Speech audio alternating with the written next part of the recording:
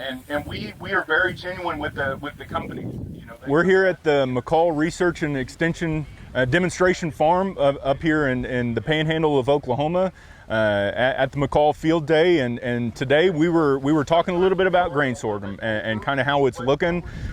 This is our irrigated condition. We were telling the participants here, this is kind of our benchmark location for this side of the state. We have a couple of those that are just typically one of our best yielding conditions. We can really go out and look at the true yield potential of some of these sorghum varieties and how well they can actively perform in these kind of conditions. And good looking crop this year. We do have a little bit more variability throughout the Panhandle than we would typically see, or we would like to see. A lot of that had to do with we had really good conditions early, and then we kind of went hot and dry very, very quickly. And so a lot of folks weren't ready with the irrigation. We didn't have everything pre-watered as well as we wanted to. So we do see some variability and some lower end potential here than we'd like to see, but still really good potential, especially as days start cooling off and things start filling in. Do have low amount of pressure from weeds in the plots. However, that's not what we're seeing across the bulk majority of the Panhandle. Weeds are an issue because we were so wet early before the crop really had a chance to really develop.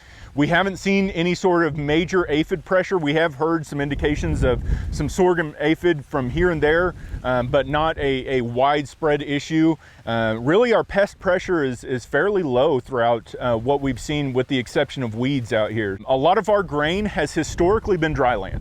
It's one of those that either goes on the corners of our pivot. So as the pivot goes around in a square, a lot of our fields are square. Well, if we have a pivot that's circle, then what we have is these corners that are dry land. Oftentimes those pivots have historically gone into cotton, maybe corn, maybe even sunflowers, and the corners have been sorghum. But as you drive around the Panhandle, we still have sorghum in those dry land corners, but we're seeing more and more pivots that have sorghum in it. So we're starting to see the true potential that sorghum can have in these irrigated conditions, especially as our well capacity starts decreasing. Sorghum starts looking a lot more valuable. I mean, dry land's dry land, and you get faced with the conditions and the environment that Mother Nature kind of gives you. So sometimes that can be a hot and dry condition like we experienced in 22, and that we're actually experiencing a lot more in 23 than we're talking about. Being in this situation where we've been hot and dry basically since July for the most part out here. We just are now starting to set berries on and go through pollination on our late stuff. We're starting to change color on our early stuff.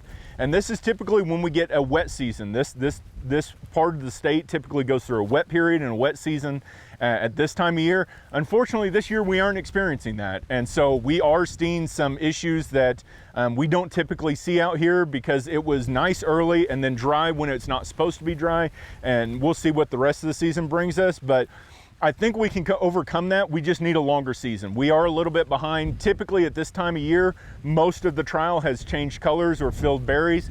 We're just coming out of pollination on some of our stuff. So we are a little bit behind. We're gonna need an open fall, a delayed first frost date if we're gonna be successful on a lot of this crop out here.